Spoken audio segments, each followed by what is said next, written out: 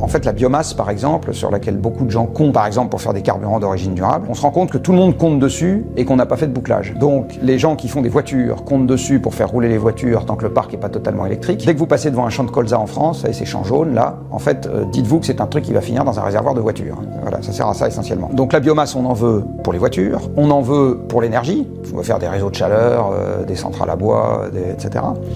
On en veut pour la construction, donc il faut remplacer le béton et l'acier par du bois. On en veut pour les fiches la paix, ça s'appelle la biodiversité. On en veut pour les carburants aériens. Et on en veut accessoirement pour manger, on a aussi besoin. Et en fait, quand vous faites la somme de toutes les envies dans chaque secteur qui ne s'est pas confronté aux autres secteurs, vous trouvez 4 fois ce qu'on va vraiment avoir. Comme on ne va pas avoir 4 fois la surface terrestre, enfin la surface terrestre ne va pas être multipliée par 4, le diamètre de la Terre ne va pas bouger, ça revient à dire que en fait, tous ces gens-là vont être déçus, et nous avec, à partir du moment où ils comptent sur quelque chose qui ne sera